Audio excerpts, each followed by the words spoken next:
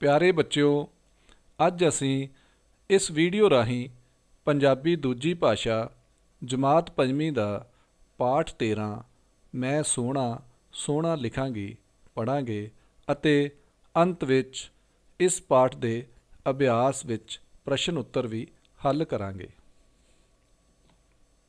यह है पंजाबी पुस्तक जिसनूं पंजाब स्कूल सिक्ख्या बोर्ड ने जारी किया है। इस पुस्तक के कुल 20 पाठ हैं। अज असी 13 पाठ मैं सोहना सोहना लिखांगी लेख जिसनूं डॉक्टर करनैल सिंह सोमल ने लिखिया है पढ़ांगे। पाठ 13 मैं सोहना सोहना लिखांगी। निम्मी अपने घर माता जी कोल बैठी स्कूल तो मिलिया काम कर रही सी। उस ने पंजाबी विच एक लेख अते एक चिट्ठी लिखनी सी। निम्मीए नी निम्मीए आ गीटे खेडीए। ये निम्मी दी सहेली पंमी दी आवाज़ सी। मैं हुणे आई, 2 मिनट विच आई, निम्मी ने उत्तर दिता। ये कह के निम्मी तेज तेज लिखन लग पई। निम्मी इन्नी काली काली ना लिख, पहला ही तेरी लिखाई औखी पढ़ी जाती है, नाले ठीक तरह बैठ के लिख, माता जी ने कहा। माता जी कोई फर्क नहीं पैंदा, मैं छेती काम मुका के खेडन जाना है, निम्मी बोली। वेख बेटी, पहला स्कूल का काम मुका लै, पंमी नाल फिर खेड लई, नाले अजे बाहर धुप है, हुण निचली हो के लिख। माता जी ने पंमी नूं भी बुला के कहा, पुत्र तू 1 घंटे तक आवी, फिर दोवें मिल के खेडियो। चंगा आंटी जी, ये कह के पंमी चली गई। मम्मी जी मेरी लिखाई गंदी है, ऐनी तां सोहनी है, निम्मी ने कहा।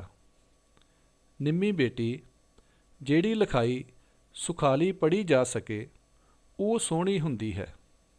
तेरा लिखिया मैनू औखियां हो के पढ़ना पैंदा है।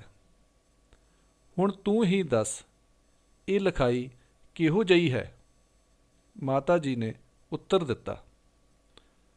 चलो पढ़ी तां जांदी है, भावें औखी भावें सौखी, होर दसो की फायदा है सोहनी लिखाई दा, निम्मी ने कहा।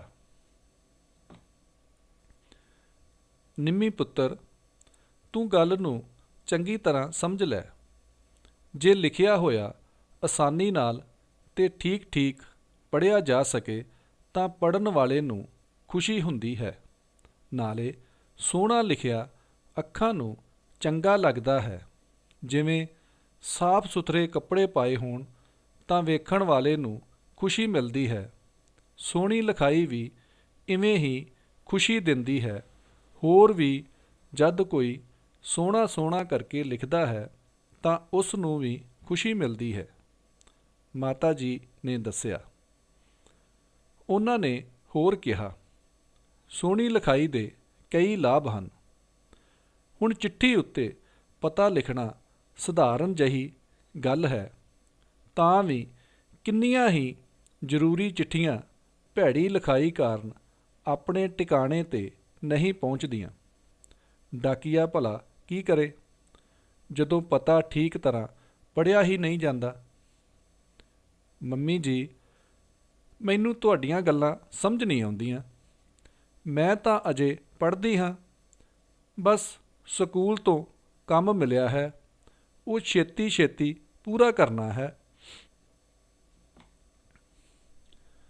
लै निम्मी तू पढ़ाई दी गल कीती तां मैनू एक गल याद आ गई। मैं जदों चौथी विच सां पवित्र नां दी ਇੱਕ ਕੁੜੀ ਮੇਰੇ ਨਾਲ ਪੜ੍ਹਦੀ ਸੀ। ਉਹ ਮੇਰੀ ਸਹੇਲੀ ਵੀ ਸੀ। ਉਹ ਪੜ੍ਹਾਈ ਵਿੱਚ ਹੁਸ਼ਿਆਰ ਸੀ, ਪਰ ਉਸ ਦੀ ਲਿਖਾਈ ਸੋਹਣੀ ਨਹੀਂ ਸੀ। ਮਾਸਟਰ ਜੀ ਕਹਿੰਦੇ ਹੁੰਦੇ ਸਨ, ਬੇਸ਼ੱਕ ਪਵਿੱਤਰ ਠੀਕ ਉੱਤਰ ਲਿਖਦੀ ਹੈ, ਪਰ ਮੈਨੂੰ ਉਸ ਦੀ ਲਿਖਾਈ ਦੇਖ ਕੇ ਖਿਝ ਆ ਜਾਂਦੀ ਹੈ।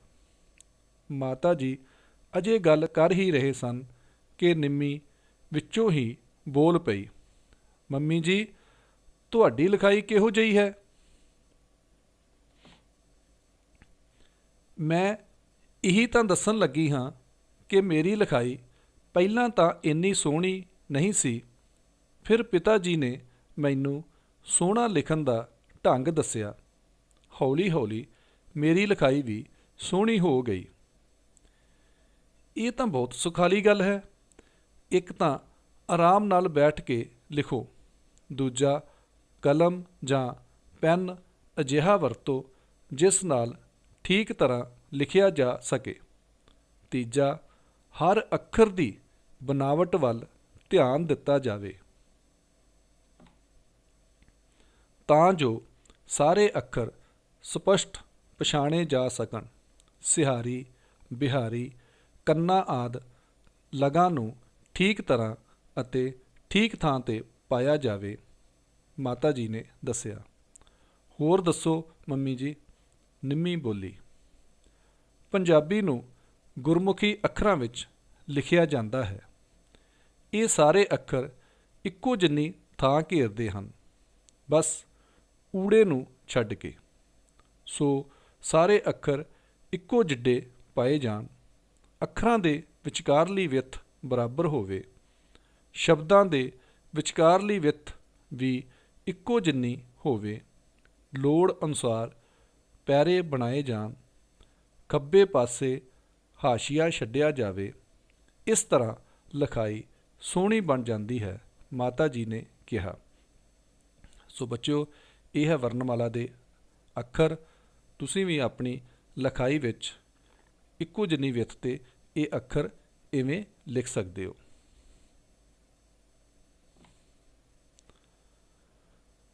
ਮੰਮੀ ਜੀ, ਤੁਹਾਡੀ ਸਹੇਲੀ ਵਾਲੀ ਗੱਲ ਤਾਂ ਵਿੱਚੇ ਰਹਿ ਗਈ, ਨਿੰਮੀ ਨੇ ਯਾਦ ਕਰਵਾਇਆ। ਲੈ, ਮੈਂ ਤਾਂ ਭੁੱਲ ਹੀ ਗਈ ਸਾਂ। ਮੈਂ ਤੇ ਪਵਿੱਤਰ ਇੱਕੋ ਜਿੰਨੀਆਂ ਮਿਹਨਤੀ ਤੇ ਹੁਸ਼ਿਆਰ ਸਾਂ, ਪਰ ਨੰਬਰ ਮੇਰੇ ਵੱਧ ਆਉਂਦੇ ਸਨ, ਮਾਤਾ ਜੀ ਨੇ ਦੱਸਿਆ। ਉਹ ਕਿਉਂ? ਨਿੰਮੀ ਵਿੱਚੋਂ ਹੀ ਬੋਲ ਪਈ। ਸੋਹਣੀ ਲਿਖਾਈ ਕਰਕੇ ਮਾਸਟਰ ਜੀ ਕਹਿੰਦੇ ਸਨ, ਤੁਸੀਂ ਦੋਵੇਂ ਇੱਕੋ ਜਿਹਾ ਲਿਖਦੀਆਂ ਹੋ, ਪਰ ਸੋਹਣੀ ਲਿਖਾਈ ਵਾਲੇ ਪਰਚੇ ਨੂੰ ਪੜ੍ਹ ਕੇ ਮਨ ਪ੍ਰਸੰਨ ਹੋ ਜਾਂਦਾ ਹੈ। ਫਿਰ ਜੀ ਕਰਦਾ ਹੈ ਕਿ ਉਸ ਨੂੰ ਵੱਧ ਤੋਂ ਵੱਧ ਨੰਬਰ ਦਿੱਤੇ ਜਾਣ। ਕਿਸੇ ਲਿਖਾਈ ਨੂੰ ਪੜ੍ਹਦਿਆਂ ਖਿਝ ਆ ਜਾਂਦੀ ਹੈ, ਇਸ ਕਾਰਨ ਨੰਬਰ ਦੇਣ ਲੱਗਿਆਂ ਫਰਕ ਰਹਿ ਜਾਂਦਾ ਹੈ। ਮਾਤਾ ਜੀ ਨੇ ਗੱਲ ਖਤਮ ਕੀਤੀ। ਫਿਰ ਤਾਂ ਮੰਮੀ ਜੀ, ਮੈਂ ਵੀ ਸੋਹਣਾ ਸੋਹਣਾ ਲਿਖਿਆ ਕਰਾਂਗੀ, ਖੁਸ਼ ਹੋਈ ਨਿੰਮੀ ਨੇ ਕਿਹਾ। ਸੋ ਬੱਚਿਓ, ਇਹ ਸੀ ਸਾਡੀ ਕਹਾਣੀ। ਹੁਣ ਅਸੀਂ ਔਖੇ ਸ਼ਬਦਾਂ ਦੇ ਅਰਥ ਦੇਖਦੇ ਹਾਂ। ਪਹਿਲਾ ਸ਼ਬਦ ਹੈ ਕਾਲੀ ਕਾਲੀ। ਅਰਥ ਹੈ ਛੇਤੀ ਛੇਤੀ, ਜਲਦੀ ਨਾਲ। ਅਗਲਾ ਸ਼ਬਦ ਹੈ ਟਿਕਾਣਾ। ਕਿਸੇ ਚੀਜ਼ ਨੂੰ ਰੱਖਣ ਜਾਂ ਟਿਕਾਉਣ ਦੀ ਥਾਂ। ਅਗਲਾ ਸ਼ਬਦ ਹੈ ਬਨਾਵਟ। ਅਰਥ ਹੈ ਬਣਤਰ। ਸ਼ਬਦ ਹੈ ਹਾਸ਼ੀਆ। ਅਰਥ ਹਨ ਕਾਗਜ਼ ਦੇ ਇੱਕ ਜਾਂ ਦੋਹੀਂ ਪਾਸੇ ਖਾਲੀ ਛੱਡੀ ਥਾਂ। ਨਿਚੱਲੀ। ਅਰਥ ਹੈ ਅਚਲ, ਸ਼ਾਂਤ, ਅਡੋਲ। ਸ਼ਬਦ ਹੈ ਖਿਝ। ਅਰਥ ਹੈ ਚਿੜ, ਗੁੱਸਾ ਜਾਂ ਦੁਖੀ ਹੋਣਾ। ਅਗਲਾ ਸ਼ਬਦ ਹੈ ਵਿੱਥ। ਅਰਥ ਹੈ ਫਾਸਲਾ, ਦੂਰੀ ਜਾਂ ਫਰਕ। ਅਗਲਾ ਸ਼ਬਦ ਹੈ ਕੋਝੀ। ਅਰਥ ਹੈ ਭੱਦੀ, ਭੈੜੀ। सो ये सन साडे औखे शब्दां दे अर्थ। हुण असीं पाठ अभ्यास विच खाली स्थान भरदे हां। पहला वाक है, जिहड़ी लिखाई सुखाली पढ़ी जा सके वो खाली स्थान हुंदी है। इत्थे असीं लेख विचों शब्द लैके वाक नूं पूरा करते हैं।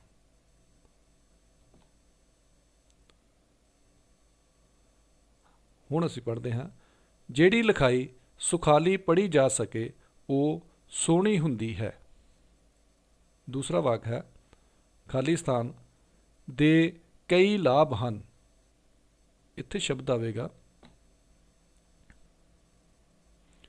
सोहनी लिखाई दे कई लाभ हैं। अगला वाक है, हर अखर दी खाली स्थान वल ध्यान दिता जावे। इत्थे शब्द आवेगा, हर अखर दी बनावट वल ध्यान दिता जावे। चौथा वाक है, पंजाबी नूं खाली स्थान अखरां विच लिखिया जांदा है। इत्थे शब्द आवेगा, पंजाबी नूं गुरमुखी अखरां विच लिखिया जांदा है। पंजवां वाक है, शब्दां विचकारली खाली स्थान इक्को जिन्नी होवे। इत्थे शब्द आवेगा, शब्दां विचकारली विथ भी इक्को जिन्नी होवे। हुण असीं संखेप प्रश्नां दे उत्तर वेखदे हां। पहला प्रश्न है, निम्मी नूं गीटे खेडण लई किस ने बुलाया सी? इस दा उत्तर असीं लेख विचों वेखदे हां।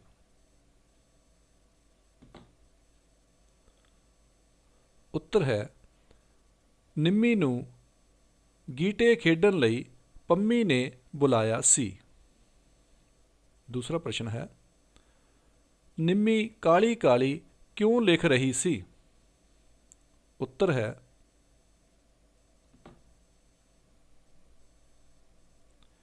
क्योंकि उसने अपनी सहेली नाल गीटे खेडण लई जाना सी।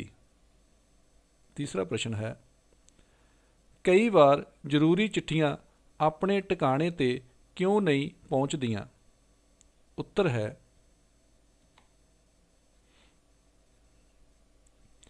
भैड़ी लिखाई विच चिट्ठी उत्ते पता लिखिया होण कारण कई बार चिट्ठियां अपने सही ठिकाने ते नहीं पहुंचदियां। चौथा प्रश्न है, निम्मी नूं सोहना लिखण दे गुर किस ने दसे? उत्तर है, निम्मी नूं सोहना लिखण दे गुर उस दी मम्मी ने दसे। पंजवां प्रश्न है, किहो जही लिखाई लिखण वाले नूं वध अंक मिलदे हन? उत्तर, सोहनी लिखाई लिखण वाले नूं वध अंक मिलदे हन। सो ये सी साडे प्रश्न। हुण असीं हेठ लिखे गुरमुखी अते देवनागरी विच दिते शब्द जोड़ां नूं लिखण दा अभ्यास करो। यह है पहला शब्द चिट्ठी, दूसरा है उत्तर, तीसरा है तेरी, चौथा है फेर। इत्थे असीं पहले शब्द नूं देवनागरी विच देखते हैं। चिट्ठी, इसनूं इस तरह लिखा जाता है। इस तरह दूसरा शब्द उत्तर,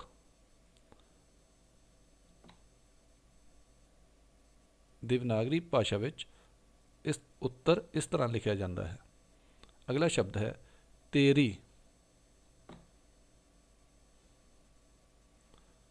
देवनागरी च तुम्हारी। अगला शब्द फेर, फिर। ਅੱਖਾਂ ਨੂੰ ਦੇਵਨਾਗਰੀ ਵਿੱਚ ਭਾਸ਼ਾ ਵਿੱਚ ਆਂਖੋਂ ਕੋ, ਗੁਰਮੁਖੀ ਵਿੱਚ ਅਗਲਾ ਸ਼ਬਦ ਹੈ ਸੋਹਣਾ, ਸੁੰਦਰ, ਠੀਕ ਤਰ੍ਹਾਂ, ਠੀਕ ਤਰ। ਅਗਲਾ ਸ਼ਬਦ ਹੈ ਦੋਵੇਂ, ਦੇਵਨਾਗਰੀ ਭਾਸ਼ਾ ਵਿੱਚ ਦੋਨੋਂ। ਸੋ ਇਹ ਸੀ ਗੁਰਮੁਖੀ ਭਾਸ਼ਾ ਅਤੇ ਦੇਵਨਾਗਰੀ ਭਾਸ਼ਾ ਵਿੱਚ ਸ਼ਬਦਾਂ ਨੂੰ ਲਿਖਣਾ।